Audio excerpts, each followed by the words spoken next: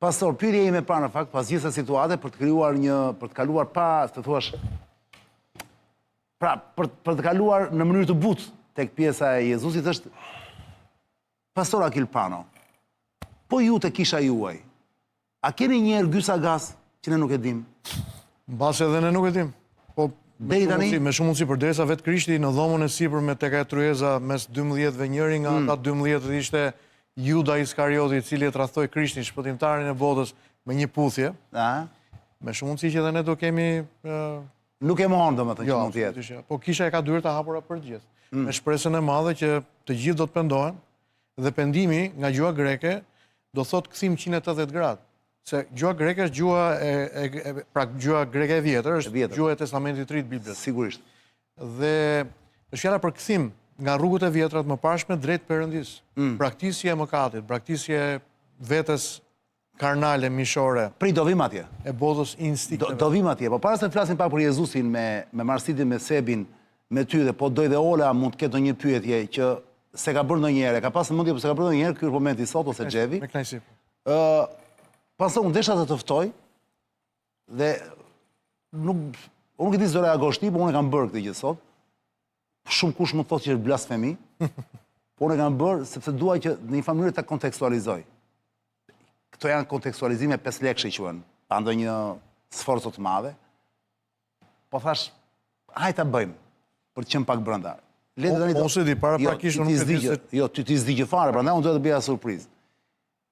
Ledio e ka gati foton, kemi marr Leonardo da Vinci, që ka bërë Darkën e fundit, pikturën e famshme, ku është Jezu Krishti bashkë me 12 dishepujt, apo jo? E vetë. Mes tyre atje është dhe Juda, më duket. Është dhe Juda. Është dhe Juda, po patjetër.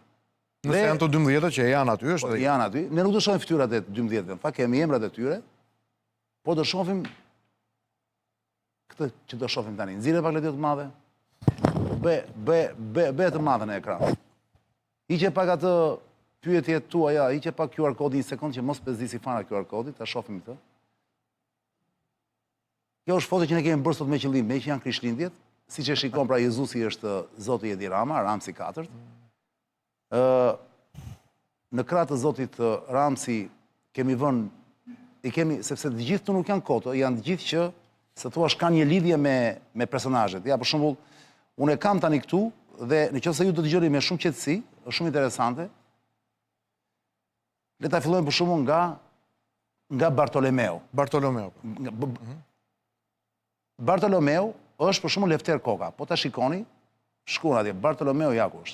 Është Lefter Koka. E fillojmë andej. Bartolomeo, kjo është një informacion në fakt që duhet të jap për të gjithë. Kur ne kemi vënë Lefter Kokën në vend të Bartolomeut, në Bibël është dishepull i ndershëm, i pranishëm, por jo qendror, që ndjek dhe paguan koston e afërsisë me Jezusin. Që ndjek dhe paguan koston e afërsisë, njësoj si Bartolomeo, edhe Lefter Koka, ishte ministër në fakt periferik, që firmosi dhe mori mbi vete fajin për një skem që nuk e projektoi ai, pa bazë pushteti dhe pa narrativ kundërshtuese. Pastaj kalojmë te Jakobi i Vogël. I kemi vënë jo më kot këta personazhe tem. Jakobi i Vogël, Marsit, shihni që me vëmendje. Sebastian. Jakobi i Vogël është Blendi Gonxhe, ministër aktualisht i shumë dikasteri. Ekonomistë dhe kulturës. Ekonomistë, kulturës, ku diun. Jo, ekonomist tani është Delina Ibrahimaj, ai është i turizmit dhe kulturës. Okej, turizmi dhe kulturës. Blendi Gonxhe është Jakobi i Vogël në këtë rast. Është pra Jakobi i Vogël është Blendi Gonxhe në këtë rast. Blendi Gonxhe i përfaqëson pa dukshmërinë strukturore, pastor. Dishepull që është gjithmonë aty, por është i përul. Asnjëherë vendimtar. Si teknokrat është besnik, që mbijeton sepse është i dobishëm dhe jo kërcënues. Është fiks Jakobi i Vogël, apo jemi dakord me mua? Blendi Gonxhe është ky. Asociacioni është shumë kemi punuar shumë për këtë foto. Po. Kemi pastaj Andrean, dishepullin tjetër Andrean. Kush është në vend të Andreas? Është Erion Braçe. Dakord? Erionis di Braçes. Erion Braçe, që është tip kështu si ato që përgjën çiftet, përgjën tikun ai, del lart atje dhe i bën foto tikut poshtë. I bën video, se ç'bën tiku, ç'a haj shkreti. Del ai, shkurt, është i vogël. Ishim në një ceremoni. I neveritshëm. Jo, priste Ramën kur do dilte afër Skënderbeut, edhe i bënte foto nga larg. Po. Ceremoni që era. Si këta kinezët më që vinë turistë. Rama duhet kalon të afër bustit Skënderbeut dhe sa po kalon ky bënte një foto, kështu që ta kapte ta gjete aty. Po, është i tmerrshëm, po. Dilte Rama dhe Skënderbeu, kështu. Kaq i vogël është braçi. Kaq i vogël është braçi. Po jo vetëm në trup, dhe këtu brenda. Tani, ne kemi vënë Andrean te braçja. Erion Braçi është reaguesi moral, pastor. Pra Andrea që paralajmëron pa e thyer rendin. Kritikon ai po ta vësh re, por nuk e thyen rendin asnjëherë. Njësoj si Andrea. Është një lloj mënyre zëri kritik që sinjalizon tension, por nuk del asnjëherë nga kampi. Fiks morbur Andrea është e tmerrshme. Pastaj kalojmë te Juda, i famshëm. Pastor Juda Iskarioti. Tradhtari. Dhe kemi vënë sigurisht Arben Ahmetajn. Dhe për këta, ai është tradhtari apo jo, për Jezusin. Arben Ahmetaj që është tradhtia strategjike, miq, kujdes, tradhtia strategjike. Flet nga jashtë dhe dëmton Jezusin me dije të brendshme. Por thënë që s'kan ndryshuar asgjë më, është e njëjta gjë. Janë të njëjtët njerëz, po ta bësh re. 2035 vjet sa i bie, jo, 2000 vjet më parë, po. Dëshmitari kthyer në armë është Juda Iskarioti, pra Arben Ahmetaj që e shikon publiku tani atje. Kalojmë pasaj te Pietri, pasor. Pietri, sigurisht, ne kemi vënë Sajmi Tahirin. Kush më shumë se Sajmi Tahiri një gjanë Pietrit? Pse do thoni ju? Sepse Sajmi Tahiri, ose Pietri, më shiron dishepullin që betohet për besnikëri. Ishte zbatuesi më i afërt dhe mburoja e pushtetit, ministri i rendit. I pari që ra në presion, pa u kthyer kur kundër qendrës dhe pa rrëfyer sistemin, duke u zhdukur politikisht pas rënies. A nuk i ndodhi kështu Pietrit, pastor? Paka shumë. Gjoni, pastor, vemi te Gjoni Ela. Kush është Gjoni? Belinda Balluku. E pa parë, pa dëgjuar. Dhe Gjoni ishte dishepulli më i afërt i Krishtit. Patjetër, pra. Belinda Balluku. E mbante madje, një nga fenomenet e Gjonit. Po prandaj, pra. Prandaj kanë kota me Belën, mo. Mbështes te kokën e tij në kraharorin e Krishtit. Pra kaq e madhe ishte afërsia e Gjonit me Jezusin. Bravo. Dhe prandaj kemi vënë Belën. Bela është kocka e fortë, kam thënë unë. Belën mund t'i bësh të duash, ajo mban kokën e Tiranës te Jezusit. Është dishepull i intimitetit dhe mbrojtjes Gjoni, i pazvendësueshëm operacionalisht, për të cilin thyen precedent dhe ngrihen buroja institucionale. Është pel mu, por o Marsit, si kam që nuk e shion, Marsit? Po shioj, pa ne jam... Pastori po e shion shumë, një sekund pastor të mbaroj. Jakobi Math. Lidhi me Gjonin. Jo, më mirë ikim nga Gjoni. Jo, fare, lere i Gjonin. Jakobi Math, pastor. Bollu morë me Gjonin, pastor, kujdes tu. Jakobi Math, Marsit. Jakobi Math. Erion Veliaj. Lalka. Jakobi Math është Erion Veliaj. Përfaqëson ambicien dhe pritjen e trashëgimisë. Besnik por konkurrues, ndaj e kufizojnë. Është atje ku është. Fati i Jakobit Math. Vazhdojmë, kujdes, nuk janë fantazi të që po bëjmë. Harrove Thomajnë, ke Thomajnë? Dhe ka marruar fare, është më poshtë, prit. Ti e quajnë Thomane, e quajmë Toma. Toma. Shkurt Toma. Leta themi Thomaj.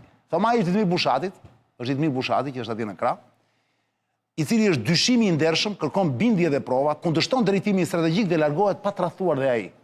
Fiks Ditmir Bushati, Thomaj. Filipi, pastor, Filipi. Milinda Karçanaj, si shikoni. S'mund të ishte tjetër përse Milinda Karçanaj e akshit Filipi, Ola. Filipi, dishepulli që pyet si realizohet kjo.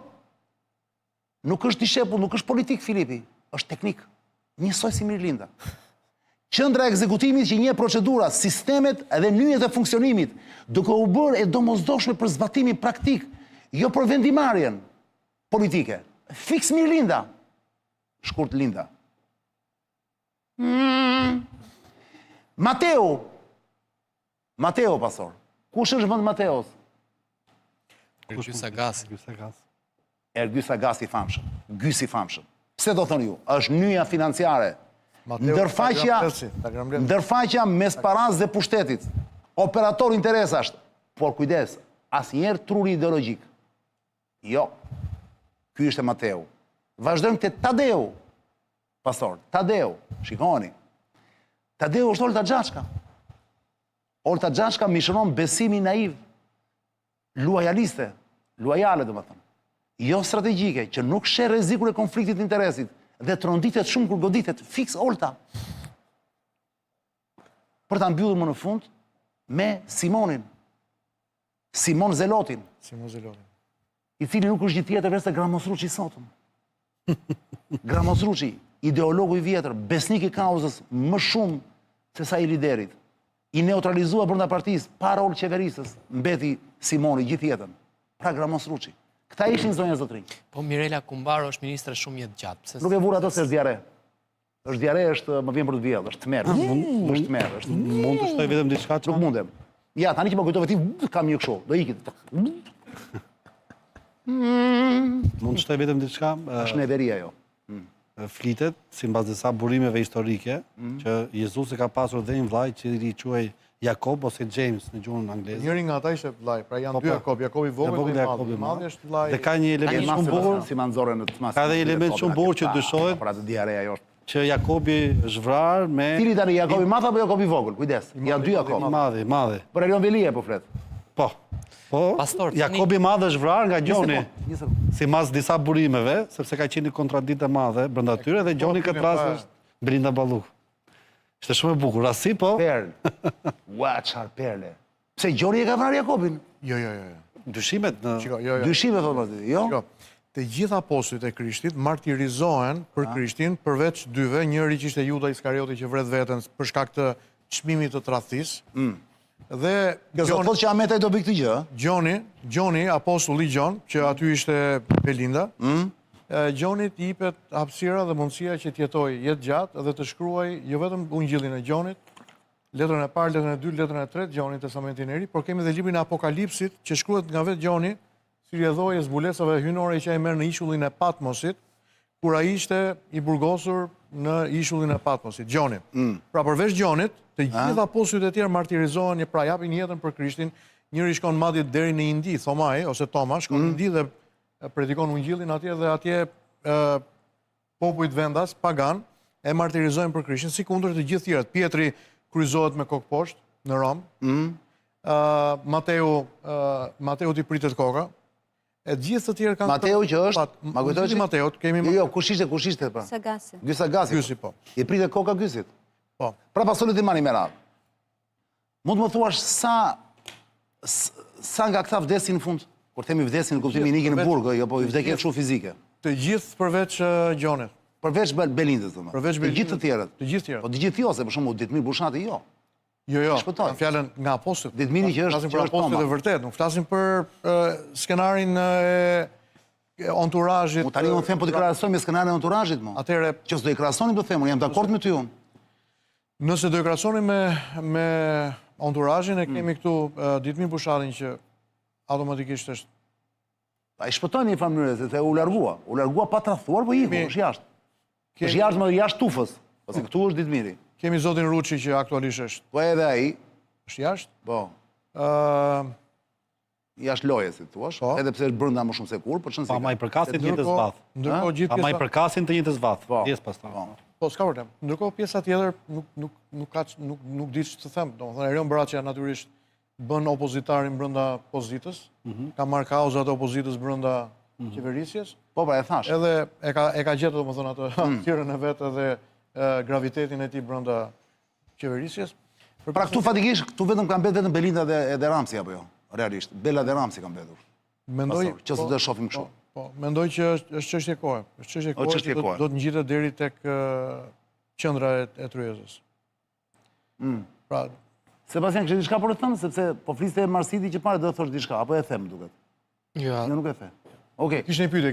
Kishte një pyetje, më duket, pra. Me Jakobin, vllai i Jezusit, po ti nuk e bëre pyetjen, po unë thjesht amencova iden, a kishte fëmijë të tjerë Maria, pra kjo është pyetje. Po. Në traditën katolike jo.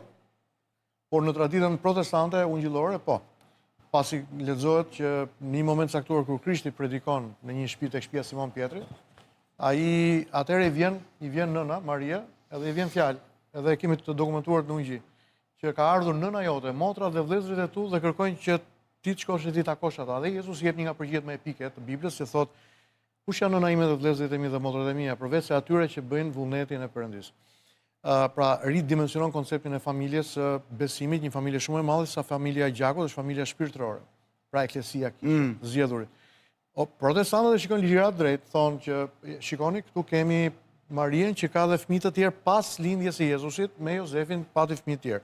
Ndërsa tradita katolike thotë që jo, Maria mbeti pa pasur mundësinë për pas fëmijë të tjerë më pas, por i dha lindje vetëm Jezusit. Pra pyetja ishte si ka mundësi që nuk përmendet thonë Jezus, po s'mendej asnjëherë babai apo jo?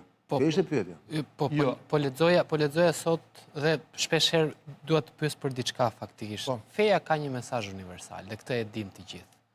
Danezët, për shembull, lexojnë, islandezët lexojnë në darkën e Krishtlindjeve familjarisht sepse duan të ruajnë gjuhën, kanë disa tradita. Finlandezët shkojnë të gjithë në Varreza për të ndezur qerinj.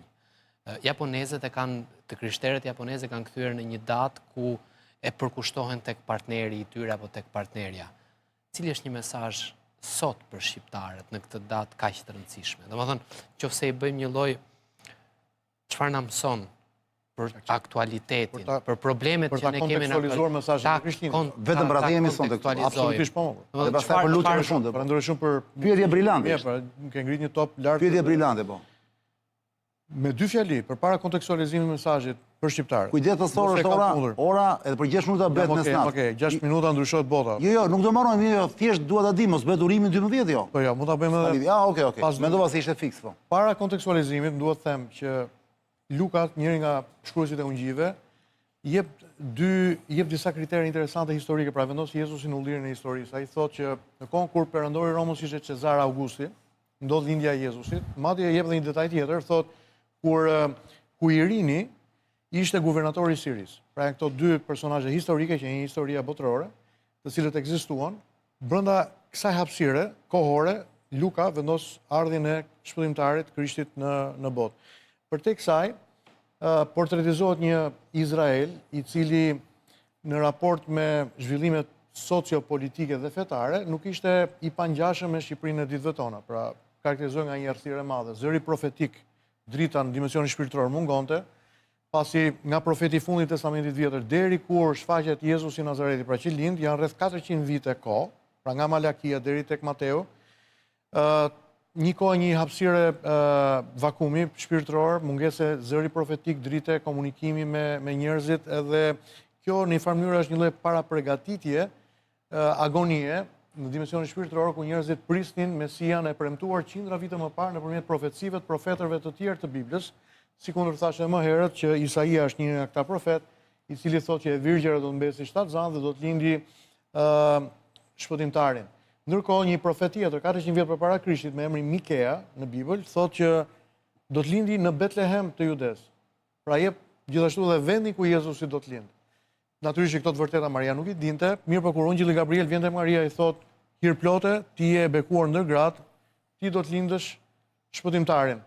Ajo thotë si mund të ndodhë kjo. Pra Maria nis të racionalizoj iden e së pamundshmes në dimensionin njerëzor. Ai thonë unë s'kam njohur burr, pra nuk kam pas raporte intime me një burr. Pasi është krejtë natyrshme për të kuptuar që duhet materiali gjenetik i një burri që të bashkohet me vezët e një gruaje që të kemi një fëmijë. Maria thotë unë njoh një burr. Atëherë Kryengjelli Gabriel i thotë ti do të mbarsesh nga fryma e më të lartit, por nga fryma e shenjtë. Pra nuk kemi të bëjmë nuk kemi është krejt larg perceptimit të mitologjisë greke në raport me Zeusin i cili hyn në marrëdhënie intime seksuale me bijat e njerëzve apo pa gjitha, po sigurisht. Pra zotat pagan të cilët hynin në raporte me bijat e njerëzve dhe nëpërmjet lindjes së fëmijëve atë tyre neve kemi gjigantët e periudhës antikitetit ose individ si Herkuli, Perseu, Akili, njerëz të cilët ishin dhe të pajisur me fuqi të mbi natyrshme. Është Zoti i cili vjen dhe frymëzon. Dhe ndodh pikërisht ajo që në dimensionin njerëzor, fizik, nuk ndodh zakonisht.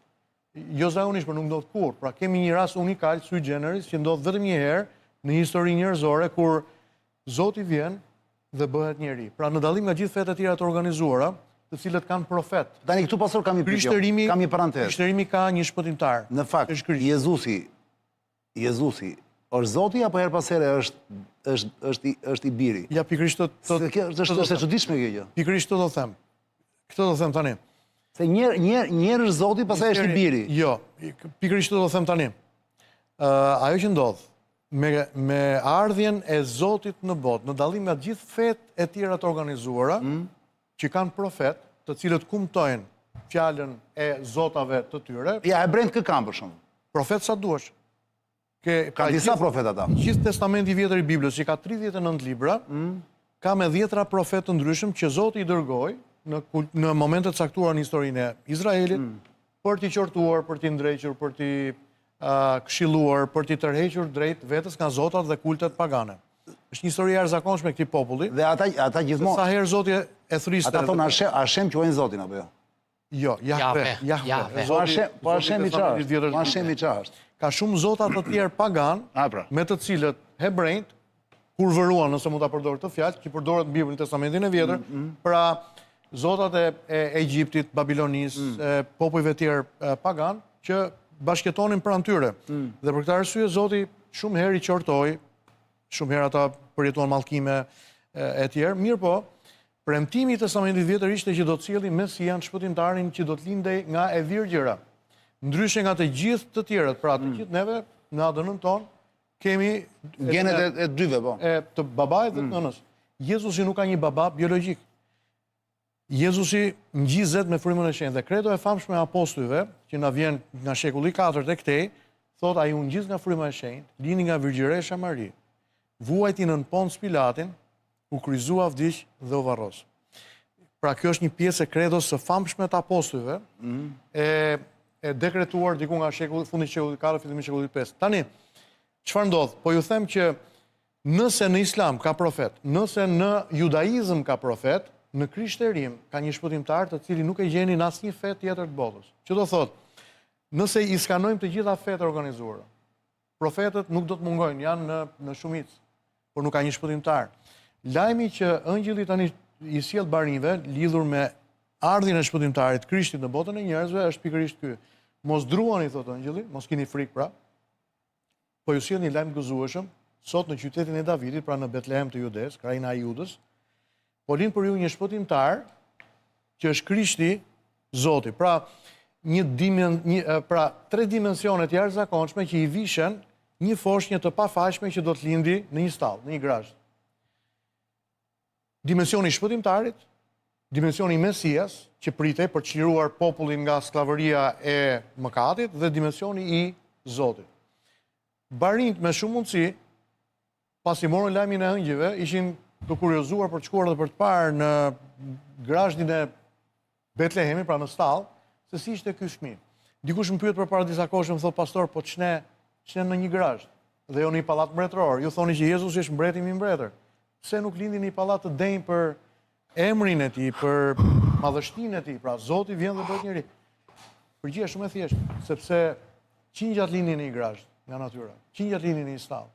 Vetëm 30 vite më vonë, pasi Jezusi lind, Gjon Pagzori, profeti që i pagzonte njerëzit në ujërat e lumit Jordan, bën këtë deklaratë të madhe. Ai thotë, ky është qingji i Perëndisë që do të heqë tutje mëkatin e botës. Atë mëngjes të datës 25 dhjetor, po e marrim datën tani të mirëqënsi, lindja e Krishtit. Barinjt do të shikonin për herë të parë në grazhd një qingj ndryshe nga gjithë qingjat e tjerë që ata kishin parë ndonjëherë. Imagjino, barinjt kishin ndihmuar mbase jo pak dhën që të linin të vegjëlit e tyre. Qindra, mbase mira qingja kishin parë. Po ky qingj, pra metaforikisht qingj, do të ishte ndryshe nga të gjithë tjerët, sepse gjaku i tij, i cili merr si parakusht ngjizjen mbi natyrore, gjaku i tij nuk është gjaku i rrjedhur prej damarve dhe natyrës së një babai toksor, por gjaku hyjnor i cili ka fuqinë dhe pushtetin për të falur mëkatin e botës. Pra, kemi të bëjmë me një ngjarje historike, që hyn në histori, kemi të bëjmë me personazhet historike, asnjë historian, asnjë filozof, qofshin dhe ateist, nuk ka mohuar ekzistencën e Jezusit Nazaretit në botën e njerëzve. E vërteta biblike na tregon që Jezusi është shpëtimtari, është Mesia, është dhe Zoti që u bë njeri. Tani, ç'ne shpëtimtar? A duhet ketë disa kritere për të plotësuar që të mund të zotrosh natyrisht titullin shpëtimtar i botës? Të paktën 3 nga këto kritere, Jezusi i mishëroj në jetën dhe shërbesën e vetë. E para, ngjizja e tij duhet ishte ndryshme, pra duhet ishte krejtësisht i dallueshëm nga ne në natyrën e tij, në kredencialet e tij. Napoleon Bonaparte i thotë diçka interesante, ai thotë dallimi i dukshëm i Jezusit nga gjithë të tjerët që kanë hyrë në botën njerëzore janë pikërisht qëndron ky dallim tek kredencialet e tij. Pra nëse në pasaportën time është emri Kristoforit edhe i Lolës, mamas time, në kredencialet e Krishtit atësia mungon. Ai u lind nga fryma e shenjtë. Së dyti, ai duhet të jetonte jetën e tij pa mëkat. Pra neve të paktën një herë në jetë kemi gënjur. Të paktën një herë në jetë kemi dëshiruar atë që nuk na takon. Të paktën një herë në jetë jemi tunduar dhe jemi rrëzuar në tundim. Të paktën një herë në jetë si fëmijë kemi futur dorën tek portofoli babës ose kemi futur te xhepi babës dhe kemi marr lek për t'i përdorur për gjërat tona. Pra Davidi, mbreti David, një nga mbretërit më të famshëm të Izraelit, e përkufizon kështu natyrën njerëzore. Ai thotë, unë u linda në mëkat dhe nëna ime më ngjizi, thotë, në paullësi. Pra kjo është natyra jonë. Ne nuk jemi mëkatarë sepse mëkatojmë, por ne mëkatojmë sepse jemi mëkatarë. Ky është përkufizimi i natyrës njerëzore. Krishti nuk ishte mëkatar, sepse ngjizja e tij ishte ndryshe, ai nuk u ngjiz në mëkat, nuk u ngjiz në paullësi. Dhe ai jetoi jetën pa mëkat, nuk u gjet asnjë fjalë e gënjeshtër në gojën e vet. Dhe përtej këtij dimensionit dytë, jetës pa mëkat, ai duhet kishte fuqinë e mbinatyrshme për të çruar të smurët, për ngjallur vdekurit, autoritetin për të ecur mbi ujin, autoritetin për të qetësuar stuhin, fuqinë për sjell mrekulli për ngjallë vdekurit, dhe të gjitha këto duke e lexuar Ungjit, ne shikojmë që Jezusi i pati, ai eci mbi ujin, qetësoi stuhin, shoroi smurët, ngjalli të vdekurit. Dhe dimensioni i katërt i Jezusit, që e bën atë të jetë shpëtimtar, është pikërisht fuqia dhe autoriteti mbi vdekjen, që është armiku më i madh. Falë se ti e di se xhantë kam unë, nuk i e përgjigjur akoma Sebit. Përgjigja është pikërisht tek gjithë narrativa ime që jam duke shtruar. Përgjigja qëndron këtu.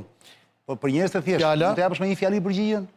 Dhe pyetja ishte, e shikon pra? Në rast si ta aktualizojmë për ne si shqiptar. Absolutisht, po të zurit e disa vende të tjera pa. Po përpara ç'bëjnë islandezët, ç'bëjnë këta, ç'bëjnë ata. Po, përpara se të vija tek kontekstualizimi në Shqipëri, do të duhet thoja që Jezusi dallon nga të gjithë tjerët. Ai qëndron në një kategorinë vete. E tham këtë. Ai qëndron. Pastor, të lutem, këtë e the tani që mos e përfillojmë pra nga e para. Je do të përgjigje pyetjet e Sebit? Përgjigja është e thjeshtë. Përgjigja është kaq e thjeshtë.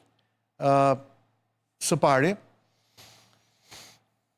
Kryebeshkopi Johan na that Jo, lere t'ja e përgjigjen. Po pra, sepse për të ndalur çfarë na thua si pastor, sepse të gjithë na japin nga një mesazh.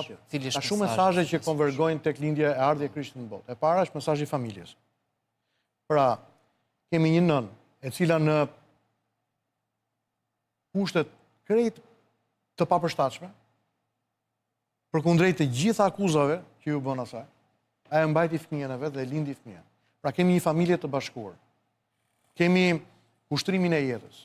Imagjino në një botë edhe në një kulturë, në Shqipëri veçanërisht, ku fëmijët abortohen, nëse kthehemi te grazhi dhe shikojmë se si jeta ka majën e kumtit të saj.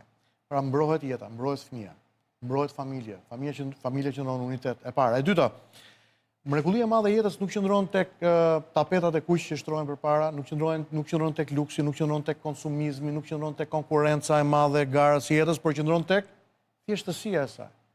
Dhe lindja e Krishtit në një grazh, pikërisht i bën apel thjeshtësisë së jetës. Kontekstualizohet. Për çfarë do të mblidhemi ne për Krishtlindje, tha Sebastiani? Nëse islandezët mblidhen për të ruajtur gjuhën.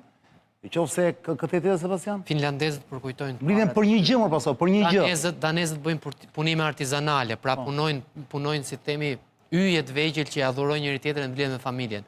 Australianët luajnë kriket, për shembull, bëjnë drekën familjare dhe luajnë kriket. Pra e luajnë për një gjë të vetme. Pra të gjithë e përdorin. Është një shumësi gjërash. Atë për shembull pastor, të japun një shembull.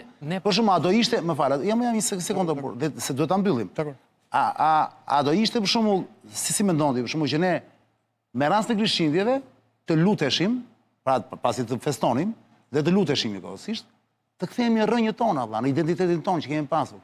Ky është dimensioni i tretë. A më dëgjove çfarë thash? E dëgjova patjetër. Ky është dimensioni i tretë, pra, dimensioni i kthimit te Krishti. Dimensioni i besimit, dimensioni i Shqipëria deri para pak kohësh, vëlla. Ka qenë krishterë, apo jo pastor. Nuk duket ty një kauzë fort kjo që njerëzit të rikthehen dhe të mendojnë si mund të rikthehen prapë te rrënjët tona, vëlla? Shqipëria nga shekulli i Se parë. vazhdon perandoria osmane këtu. Shqipëria nga shekulli i parë, Arjan, deri në shekullin e 15 ka qenë e gjitha krishterë. Sipas zonave historike, të historianëve Po këtë po themi të pra. krishterë. Po këtë po themi pra.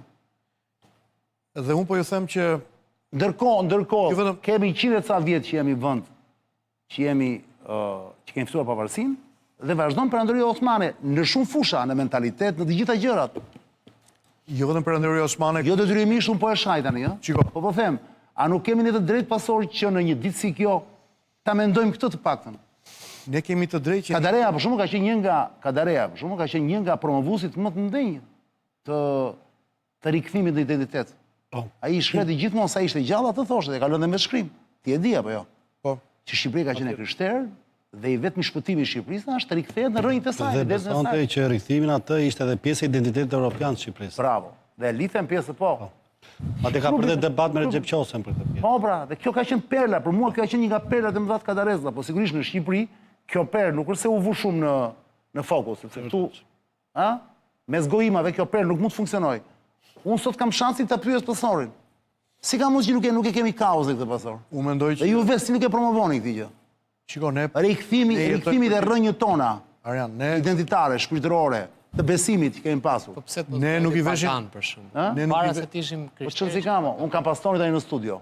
Po të kisha, ku di unë, po të kisha një do pyesja, ore, pse mos bëhemi pagan? Sot kisha një Ajo është shaman, cikël mbas cikli. Po tjetër, po ne themi ciklin e fundit. Do bëhemi ortodoks për shembull, se ortodoks kemi qenë për kemi qenë për 1000 vjet. Jo, nuk është puna të bëhemi, kemi nuk qenë është puna me katolik. të bërë. Po pra, po të kthehemi, po të marrim rrënjët e të parëve, kemi qenë pagan në fillim.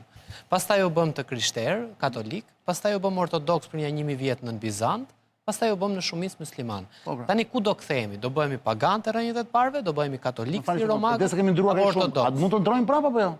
Po pra, po ku mendon të Ku dush ti? Ku ke qef ti për shkak? Ti quhesh Sebastian. rrënja Ti Sebastian, e kupton çfarë emri ke ti apo jo? të krishterë, Emër kristian katolik. ka, Po pra, ne kristian, Shën Sebastian. Shën Sebastian. Ja do doje Tani që do ky vend bëhemi- të rikthehej në rrënjët e tua valla? Jo, Jo. jo, nuk do të doja. Ça do doje Do ti? doja që secili ta ndjek i lirshëm besimin që do. Atëre këtu ka pasori replik me ty. unë do isha hipokriti më i madh, të thoja që nuk do doja që vendi im kthehej tek rrënjët e krishtera, sepse në fund ditës unë ungjillin predikoj dhe krishterimin predikoj. Vetëm Sebastiani thot mua s'intereson. Unë vetë jam katolik, thotë s'intereson. T'ju them juve dhe gjithë miqve që Po janë çuditëra të mëdha, edhe miqve mysliman, që konvertimi është një nga gurët themeltar të perceptimit lirisë.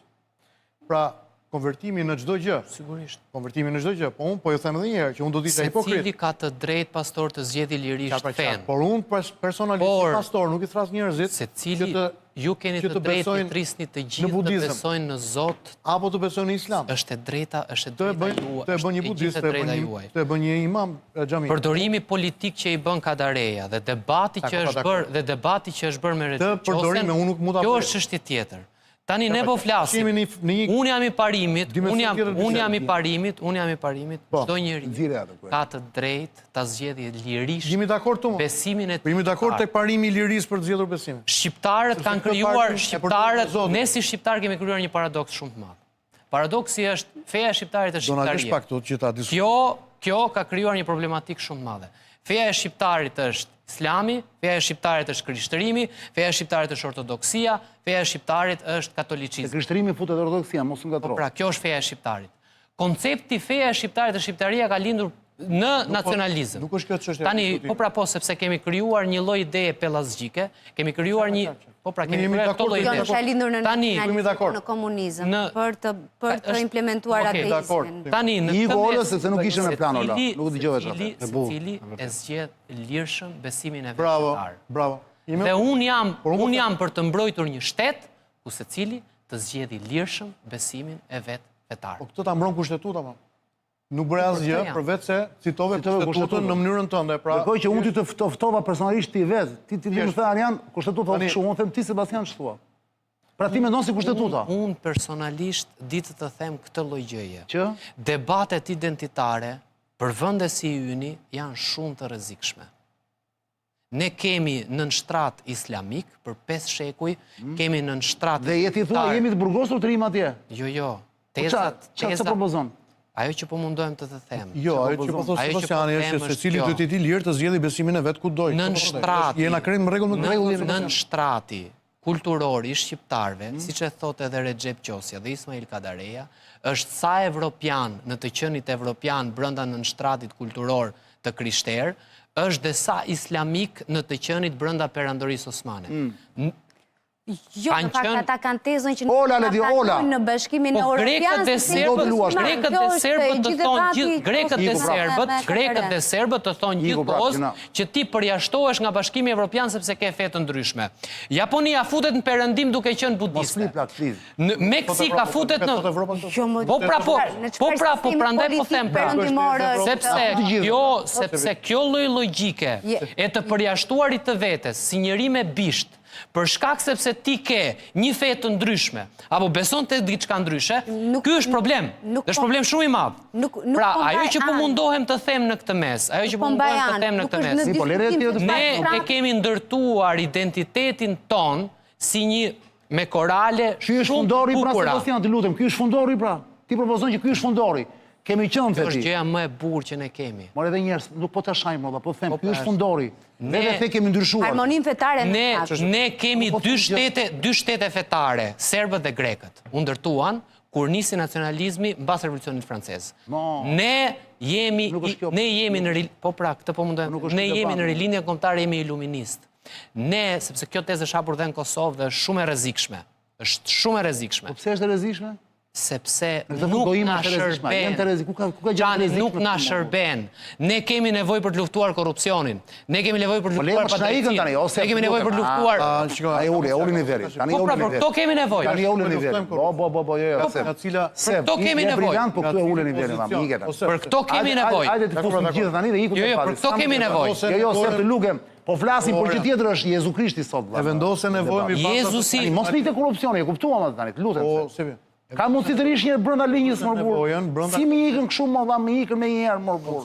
Mikët e korrupsioni prapë më burr. Dhe unë po ju them këtë që ndërkohë që korrupsioni fillimisht është shpirtëror.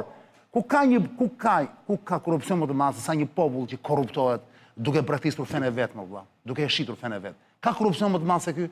Çka kupton se korrupsioni janë lekët? Është brenda korrupsioni. Grekët janë të korruptuar që dhe serbët që u kthyen nga pagan në të krishterë. Si mendon? Jo. Pse? Jo. Po pra. Se paganizmi nuk e kundërshton. Po si ka mundësi që kjo perandoria osmane nuk i bëri grekët gjithë muslimanë? Po pse nuk i bëri? Po pse nuk i bëri dot serbët gjithë muslimanë? Po pas ka qenë tolerante atë. Çu i bie? Po ne që ushitëm, shquhemi ne. Po pra si i bie tani? Shquhemi ne pra. Ne quhemi. Pastor, je përgjigjen, lutem, Sebastian, mos më mobilizoj gjithkohon, se nuk u flet dot asona as pastori. Si e bën analizën tënde vllai, disa keq flet. Pyetje. Dakor. Pyetja për klarifikë për qartësi. Si u kthyen serbët dhe grekët dhe shqiptarët deri në shekullin e 15 në krishterim, në dhunë apo në liri? Sepse neve këtu në shekullin e parë kemi martir, ke Shënasi në Durrës. Ka qenë peshkopu i kishës së Durrësit. Dhe gjatë 3 shekujve të parë të historisë, shekulli 1, 2 dhe 3, kisha krishterë ka qenë përsekutim. Pra nuk ka ardhur krishterimi në këto treva si një fe uzurpatore pushtuese apo jo? Dhe që dhe thot kjo? Jo, se bëre në rritë analogjinë si u kthyen Romakët e kanë sjellë me shpirt edhe e kanë sjellë dhe me shpatë. Tani është përdor më shumë shpata, apo është përdor më shumë fjala, kjo hajde ty më diskutim pastaj. Parta ishte kjo, që serbët dhe grekët lanë fen pagane dhe u bën krishterë. Po, do i qëjmë tradhtar apo jo? Pyetja ime ishte kjo pra. Para se të ngrëm pyetjen do i qëjmë tradhtar apo jo? Pyetja është kjo, a pranuan krishterimin si rjedhoj e Ishte mesazh më i bukur. Ushtimin. Ishte mesazh më i bukur. Atëherë kanë zgjedhur mbi bazë lirie. Po edhe ne na pëlqeu Islami dhe ishte mesazh shumë i bukur. Po atë them një histori të Jezusit. Edhe ne na pëlqeu në 1500 në Islami dhe ishte mesazh. Në 1500 na pëlqeu Islami dhe ishte mesazh i bukur. Në 1500 në 1000 qafuan krishterimin. Pastor, nuk dua të fakultetin e lirisë. Pastor, nuk dua të një tomë buleta thotë një fjalë. Njëra i njërti. Kjo është pra 3 shekujt e parë. Të gjithë trevat e Ballkanit u kthyen trevat krishtera. Po, na pëlqeu mesazhi. Ndërkohë që kisha e krishterë ishte në përsekutim. Na pëlqeu mesazhi. Na pëlqeu mesazhi, pra kanë përdorur lirinë e tyre. Po. Kaq. Pse na pëlqeu mesazhi islam atë? Ky nuk diskutojë na pëlqeu s'na pëlqeu mesazhi islam fare. Unë diskutoj krishterimin këtu. sepse nuk mund të flas për islam. Po, prandaj nuk do të ju këtij debati, sepse ju jeni ekspert fushë, unë nuk marr vesh nga këto lloj gjërash. Unë këtë po ju them pra, që unë e duhet rokas atë që ju thatë më përpara, dhe ju vetëm cituat kushtetutën në mënyrën tuaj. Pra aq kohë sa shqiptarët janë të lirë të Ramsja do rilindi apo jo, do të pyeti që kemi në ekran për ta mbyllur. Ka që thjesht Edhe Xhevin thuaj. Çdo kush do si Xhev do që të bëjë konvertohen pyetje. të krishterët në A do rilindi, po Ramsja do rilindi? Shu konvertohen muslimanët në të krishterë sot? Sigurisht. A ka Shu konvertohen ateistët në një fe tjetër? Po. Kjo është historia. Laiciteti i një shteti është diçka e duartrokiqme dhe diçka Debati i bukur shumë, po është i hapur. mirë përqafuar. Sebastian, falenderoj jashmase, që e hape debat, pastor, falenderi shumë. Ola, kishte diçka për të thënë që nuk u dëgjova sepse nuk ishte në plan në moment, sepse u mbivendose. Çfarë kishte për të thënë Sebastianit? Jo, se pastaj i bie që të vazhdoj prap debati edhe... Jo, nuk të vazhdoj debati, do flasësh ti dhe Sebastian nuk do përgjihet më. Se dua të ja fjalën edhe ty për këtë gjë, sepse ndonjë bashkë me Xhevin do thoni ndonjë gjë. Jo, Nëse keni unë dëshirë. ndaj që të dëgjoja... Po pra, dhe të erdhi diçka për të thënë, prandaj ishte që the një gjë i batut që më pëlqeu, prandaj. Jo, që parë. fillimisht te debati nëse ka të re është Që e nëse futa unë atë po. na pranon apo jo Europa për shkak Tezë brillante është. të fesë. Jo vetëm për shkak të fesë, edhe për shkak të fesë. Më shumë tek ajo e kanë. Se prandaj përpiqen tek gjithë diskutimi dhe letrat që kanë me njëri tjetrin, që të gjejnë rrënjë se çfarë jemi ne. Tani, a konvertohemi apo jo, dhe si u konvertuam, po ishim të sunduar, po donim edhe ofiqet që na dha sundimi otoman, po një pjesë, një pakic ortodoksësh dhe katolikësh mbetën të tillë, por ajo dëmi më i madh që i është bërë është detyrimi për të mos besuar në asnjë fe gjatë periudhës komuniste. Ai është dëmi më i madh që u ndalua, që i është bërë dhe shkatrimi që i është bërë dijes që sollën shkollat ortodokse dhe shkollat katolike në Shkodër dhe në jug të vendit. Dhe ne lindëm një brez të cilët mendojmë njësoj siç mendon Sebastiani, edhe unë ndonjëherë kam ato ndjesi që ne duhet jemi të lirë tek feja dhe e themi rastësisht të o Zot, sepse nuk na edukoi njëri dhe ky është dëmi më i madh. Por që ne mund ta përdorim për forcë dhe teza e Sebit këtu më pëlqeu, që harmoninë dhe tolerancën fetare që ka Shqipëria merret shembull në shumë vende të botës ku ka një radikalizëm shumë të madh. Kjo ha shumë diskutim. Mund të haj shumë diskutim, po e ditë se shumica mendojnë që ka harmoni fetare, se në fakt këtu feja nuk ka fare, është aq këzaq pak vend sa të imagjinoj. Jo, po të marrësh dhe të analizosh radikalizmin dhe se si feja është përdorur për përfitime politike apo dhe për sundime ideologjike, edhe dëmi që ka bërë feja është shumë i madh. Po për ta luftuar korrupsionin, po të shohim periudhën e mesjetës erët. Ky është kontekstualizimi. Veç asaj. Po të shohim periudhën e mesjetës erët se çfarë ka bërë Kisha apo se çfarë ndodh me nivelin e demokracisë për shkak të besimit fetar në Iran apo në vendet e lindjes së Mesë. Patjetër, mëkatari jemi gjithë ka pasori. Pra, në emër të fesë është Gjithë janë përdorur. mëkatar. Këtu jemi dakord. Xhev, do thoshë ndonjë gjë, faleminderit ora, do thoshë ndonjë gjë për të pjesë apo të kaloj te Marsidi? Jo, se nuk është se e njoh shumë si fush, kështu që... Ti vetë nuk je besimtar apo jo? Po, besojnë Zot, po. Besojnë Zot, por nuk e praktikon, pra nuk shkon në Nuk kishë. janë praktikant, jo. Jo. Marsid, me kaq se dëgjova nga debati, Po. mund të më thuash cili qëndrimi jot? Që unë mendoj që... Pra, nga pyetja brillante që bëri Sebi, se mua ajo më interesoi. Po. Përveç debati pastaj vazhdon pafund. Pyetja që... Që ore këta mblidhen për këtë gjë, 1, 2, 3, 4, po shqiptarë për çfarë mund Ja të do ta them, unë një nga tregimet më të bukura, që është në Ungjillin sipas Gjonit, dhe nga tregimet më të njohura është historia ose tregimi i pusit të Betesdës në Jeruzalem. Pelgu i Betesdës. Po, se tani është momenti plak. në Jeruzalem. Porosi. Sa vete jam i këtu, Eno, Ledio, 1 sekond vetëm Marsit. 1, 2, 3, 4, 5, 6, 7, Ledio 8, 9, do marrësh 12 thot, nga ato të erës kaluar. Bëjmë porosi tani, zënë zotërin, sepse fillon uria tani. Pas e emisioni, pa tjetër. Pa e duhet më kati pa tjetër. Ja ku kemi priftin, Dhe fest. pastorin, do rëfehemi, bam barojmë, fillon më kati, rëfim prap nga e para, kjo pun vazhdon. Marsit më fakt. Dhe tek pusi Betesdës, për shkak se besonin që aty vinte një ëngjëll dhe në atë pus e prekte ujin dhe sa herë ai vinte, ndodhte mrekullia që i pari që shkonte dhe binte në kontakt me ujin shëroi, prisin aty për shumë vite, Po. dhe aty shkon një ditë Jezusi, dhe shikon një burr i cili ishte i paralizuar prej 38 vjetësh, edhe i thot, a do të shërohesh? Dhe ky i thot që, po pres të ndodhe mrekullia, po s'kam një që të më lëviz, kur të vijë ëngjëlli ose të më lëvizi ujin, me idenë që përveç se ishte i braktisur fizikisht, ishte i braktisur dhe në mënyrë shoqërore pra nga njerëzit. Dhe Jezusi i thot që nuk të pyeta për atë që jetë, pyeta për atë që beson. Çohu merr ujin tënd dhe ik. Dhe ideja ime dhe ajo që do të bëjnë shqiptarët sot është që nuk duhet presin mrekullinë që të vijë ëngjëlli të preki ujin dhe të ndodhe mrekullia e madhe, po secili nga ne duhet çohet për të marrë atë që beson. Pra jetën më të mirë, një shoqëri më të drejtë, institucione më të drejta, dhe kjo nuk do e lejoj Ramsin të rilindi përsëri. Pra ti edhe përgjigjen tënde, se me këtu do ta mbyll, pastaj do bëj lutje pastorit. Pastaj nuk bëhet lutja sot. Përgjigjja ime është që burimi Bëhet çdo ditë. Bëhet çdo ditë, dakor. Përgjigjja ime është që burimi po është besimi në Zot, po besim Zot real për t'i thënë përgjigje dhe asaj që realisht ta besojnë apo jo. Në këtë ende është nëse do besonin për parimin e Jezusi lindi ose pritet lindi tani, mos ka lindur, ka kaluar pesnata. Po. Ramsi do rilindi apo jo sipas teje? Unë nuk besoj do rilindi dot. Jo. Se nuk ka ato që kishte Jezusi. Seb, a do rilindi Ramsi apo jo? Me dy fjalë. Jo. Nuk rilind thua ti. Xhev, Jo, me këto që i kanë ndodhur. Zhabina jo. Ola Xama? Ai prandaj Të ja rishpik vetën e ka vënë partisë të tij emrin rilindja, se sa herë që ndodh një skandal ai rilind dhe ndryshon dishepujt. Në kësaj radhe? Kështu që unë mendoj që kësaj radhe do rilind prap. Fatkeqësi për ne. Ti thua do rilind. Po, është i biri Kristaqi, nuk është i biri Zotit. Pastor, para se të bësh lutjen, a do rilindi Ramsi me që Jezusi lindi? Nuk ka si lloj shansi. Ledjo bë gati atë thuaje, rabinin. Unë do thoja që nuk ka si lloj shansi të rilindi në dimensionin e pushtetit, pra rilindja ka vdekur, rilindja e Ramës ka vdekur tashmë.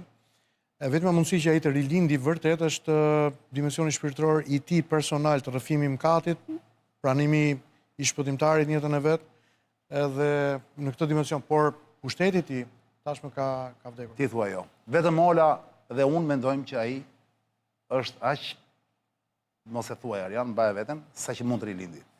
Tani pastor, para se të bësh lutjen, që të ne citosh se këta faqe është se më pëlqejnë shumë, po. Do shohim një rabin tani që e ka me shumë merakun, edhe dua reagimin tënd. Një rabin i cili është, një sekondë, kam të shkruar tu unë? Jo, është të shkruar aty me titra, po. Shikoj se çfarë thot rabini për Jezusin dhe rikthehemi tek reagimi pastorit. Jepi Ledjo. How can I not be happy when I see millions of goyim bow down to one Jew tonight? When they took their religion from the Jews, this foolish Christianity that they invented, they took some things from Judaism and developed lots of nonsense on top of it. But even their religion came from the Jews.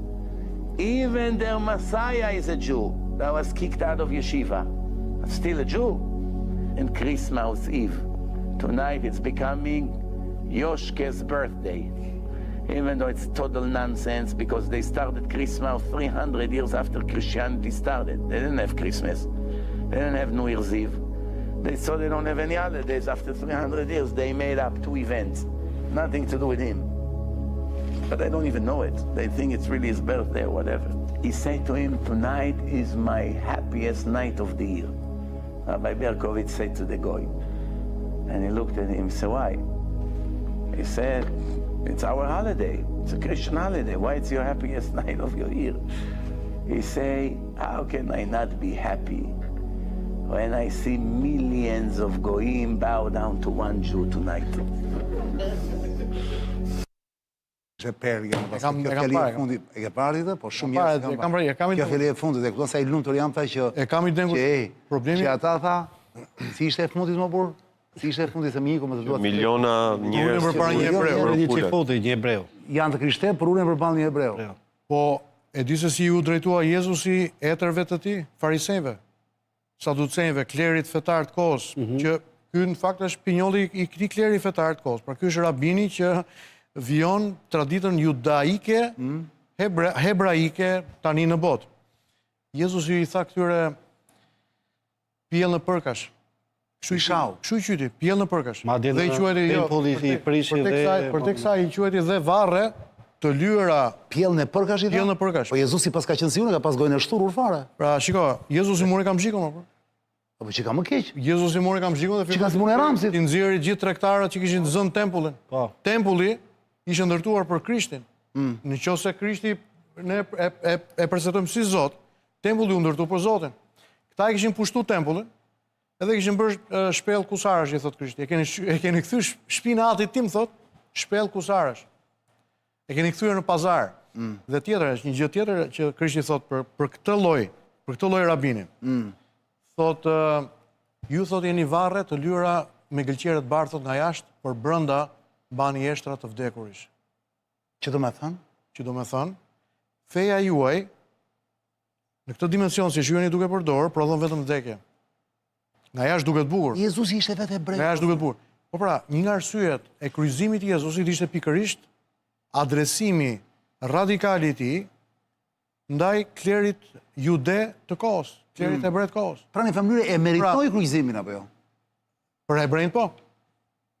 Për hebrejnë po. Por, shiko, ishte kryeprifti i këtij rabini, nëse do ta zhvendosim rabinin tani në kohën 2000 vjet më parë, kryeprifti i këtij rabini që shkoi tek Herodi dhe tek Ponce Pilati dhe kërkoi që të vrisin Jezusin. Madje, shiko se ç'ndodh. Ka diçka shumë interesante me Pilatin. E ke parasysh kur marrim shprehjen dhe Pilati lauduar ose mos lauduar Pilati? Sigurisht. Pilati ishte prokonsulli i Romës, në një fal mënyrë një lloj Altin Dumani i ditëve tona në kohën e Romës tek në Izrael. E morë vesh postin e rit Altin Dumanit. Dhe konteksti ishte ky. Morë vesh postin e rit Altin Dumanit. Po. E di. Thuaj ta gjën gjithë. Brenda Marsit.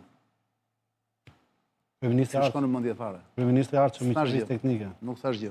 Jepi pastaj. Dhe e di se çfarë ndodh prokurori, kryeprokurori i Romës në Izrael. Thot, deklaron në Ungjill Pilati, thot pasi e hetova çështjen e këtij njeriu, deklaroi thot që ai nuk ka bërë asnjë faj që të meritoj vdekjen. I kishte sharë për këta. Ai s'ka bërë asnjë faj që të meritoj vdekjen pra. Thot Pilati ishte kryeprokurori. Dakord pra.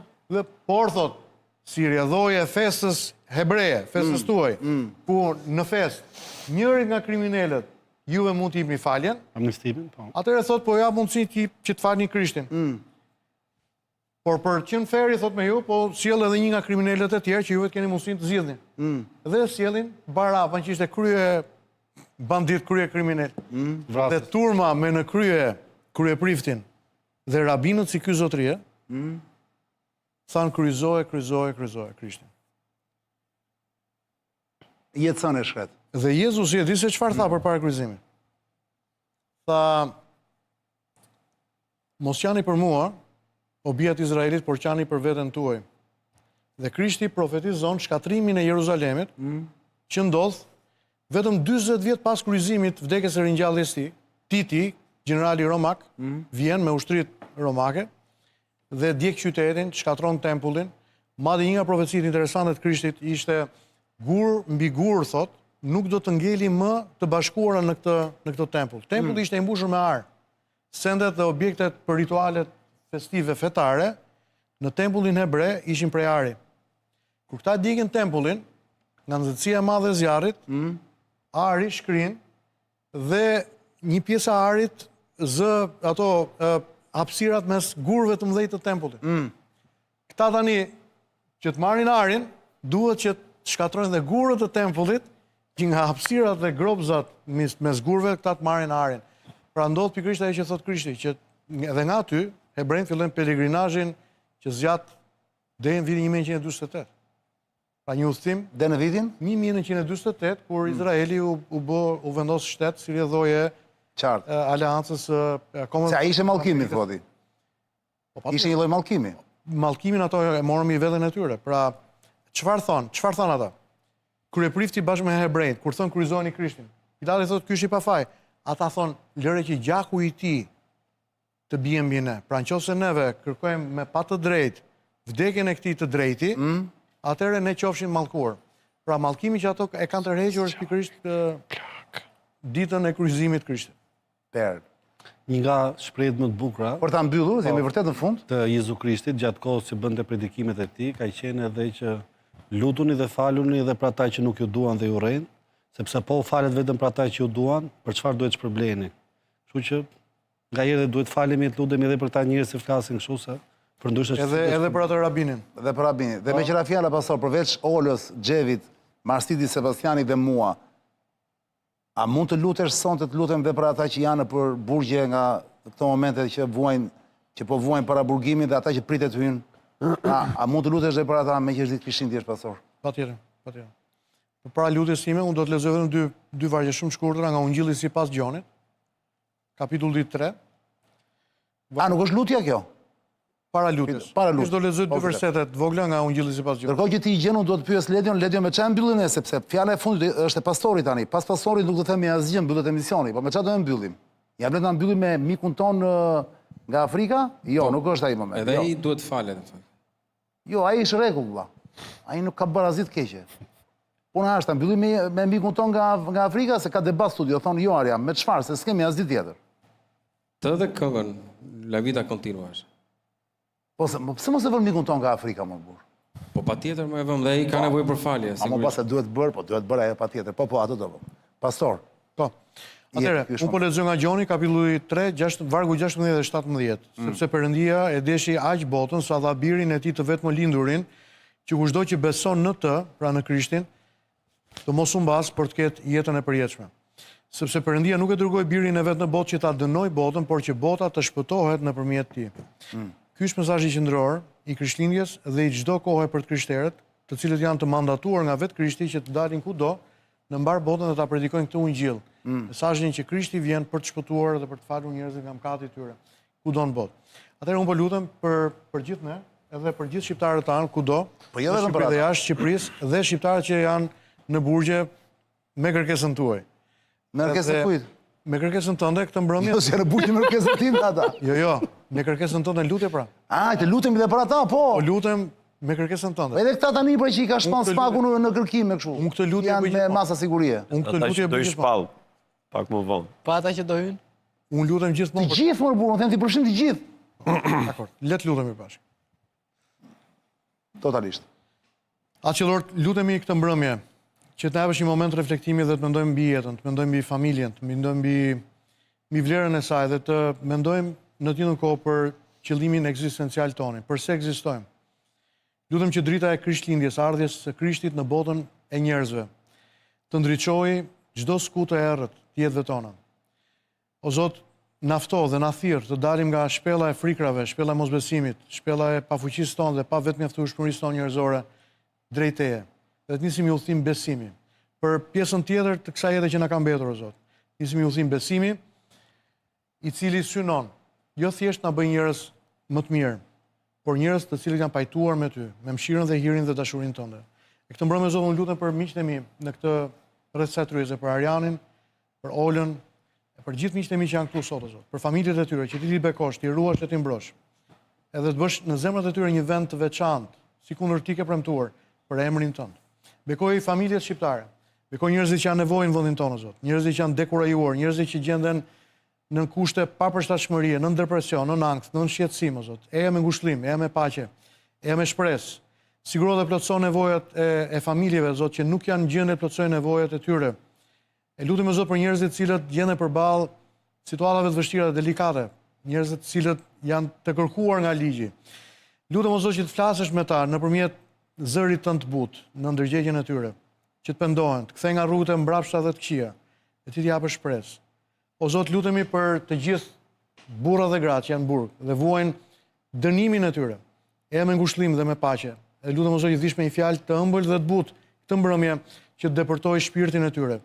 Një ftesë kthimi për në shtëpi, kthimi për një jetë të re me Ty dhe pranë Teje.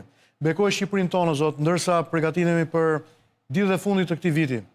Lutem, o Zot, për ndryshime, o Zot, sociopolitike. Lutem për kthim shpresë në vendin tonë. Dhe lutem që Ti të bekosh, o Zot, burrat dhe gratë e këtij vendi. Në emrin e Jezusit, Zotit tonë. Amen. Takojmë të premten. Corruption is not bad. Corruption is only bad if I'm not involved. Yes. But if I'm part of that corruption, I'll defend it. La vita continua. Un uomo diventa importante, ci si aspetta che abbia degli entusiasmi. entusiasmi. Entusiasmi. Quali sono i miei? Che cosa attira la mia ammirazione? Che cos'è nella vita che mi dà gioia?